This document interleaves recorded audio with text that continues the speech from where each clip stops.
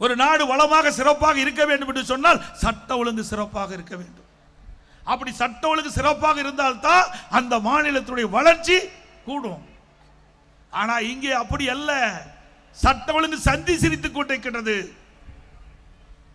நாட்டு மக்கள் ஒவ்வொரு நாளும் தங்களுக்கு என்ன நேரிடுமோ என்று அஞ்சு அஞ்சு வாழக்கூடிய நிலை தமிழகத்திலே உருவாகி இருக்கின்றது. அதை பற்றியெல்லாம் திரு ஸ்டாலினுக்கு கவலை இல்லை. ஒரு 4 நாளுக்கு முன்பு நீங்கள் பார்த்திருப்பீர்கள், ஒரு வடமாநில தொழிலாளர் சென்னையில் இருந்து திருத்தணிக்கு ரயிலே செல்கிறார்.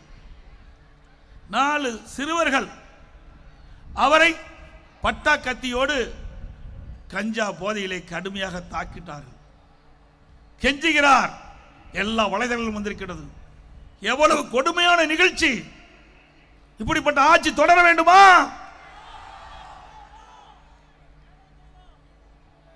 ஆக இன்றைக்கு கஞ்சா போதை தமிழகத்திலே தாண்டமாடி கொண்டிருக்கிறது. போதைப்பொருள் நடமாட்டம் அதிகரித்து விட்டது. சட்டமன்றத்தில் போதை நடமாட்டம் அதிகரிக்கின்றது. அதை தடுத்து நிறுத்தல் என்று முதலமைச்சருடைய கவனத்திற்கு நாங்கள் கொண்டு சென்றோம். முதலமைச்சர் அதை பற்றி கவலைப்படவில்லை.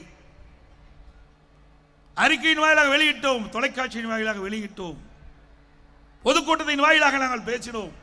ஆனால் போதை நடமாட்டத்தை இந்த அரசு கட்டுப்படுத்தாத காரணத்தினால் இன்றைக்கு தமிழகத்தில் இருக்கின்ற நம்முடைய இளைஞர்கள், மாணவர்கள், பொதுமக்கள் போதைக்கு அடிமையாகி இன்றைக்கு சீரழிக்கக்கூடிய ஆட்சி இந்த ஆட்சியிலே பார்க்கப்படுகிறது. இப்படிப்பட்ட கேடுகட்ட ஆட்சி தேவையா? சிந்தித்து பாருங்கள். நமக்கு செல்வோம் நம்முடைய குழந்தைகள். நம் கண்ணெதிரே இந்த ஆட்சியிலே போதைக்கு அடிமையாகி சீரழியக்கூடிய நிலை இந்த திராவிட முன்னேற்ற கழக ஆட்சியில்தான் ஏற்பட்டிருக்கின்றது.